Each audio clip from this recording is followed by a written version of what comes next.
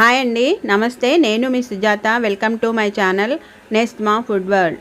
Friends, ఈరోజు మనము ఇడ్లీలోకి చేసుకునే టమాటా చట్నీ చూపిస్తాను. ఎలా ఉంటుందో చూడండి. ఇది టేస్టీగా ఎక్కువ ఆయిల్ లేకుండా బాగుంటుంది డైట్ చేసే వాళ్ళకు.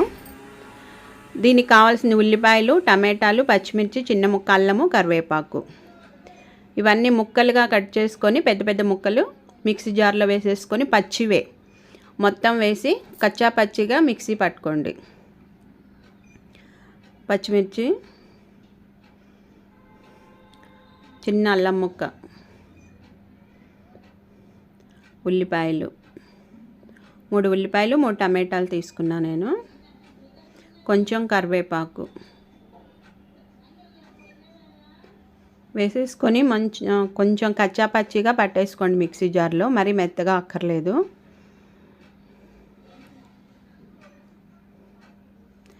ఇందులో సాల్ట్ కూడా ఇప్పుడే వేసేసుకోండి. సాల్ట్ వేసేసుకొని మిక్సీ పట్టేసుకుందాం. తర్వాత ఒక ప్యాన్ పెట్టి అందులో ఒక 2 స్పూన్లు ఆయిల్ వేసేసి కొంచెం ఆవాలు, జీలకర్ర, చూడండి, ఒక 1/2 స్పూన్ ఆవాలు,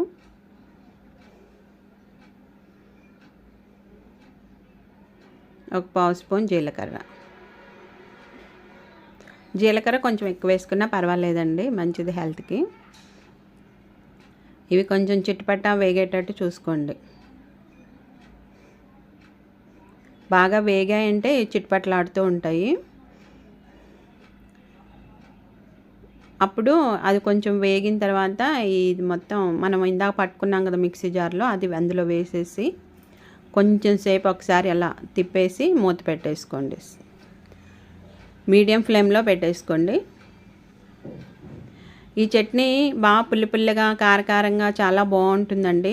చలికాలం నోటికి ఎప్పుడు నోరు బాగాలేనప్పుడు కూడా ఇడ్లీలో ఈ చట్నీ వేసుకొని తింటే చాలా బాగుంటుంది.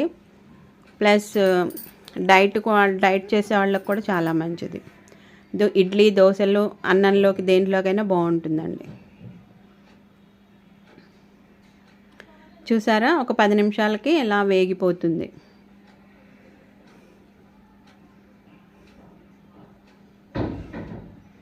మొత్తం వేగేసరికి రెడ్ కలర్ వచ్చేసింది. మనం పట్టినప్పుడు కలరు లైట్ కలర్లో ఉంది కదా, లైట్ పింక్ కలరు. ఇలా వేగేసరికి ఇలా మంచి కలర్ వచ్చేస్తుంది. చూడడంగానే చాలా బాగుంటుంది అట్రాక్టివ్గా. ఇప్పుడు మనం ఇడ్లీలో ఈ చట్నీ వేసుకొని తిందాం.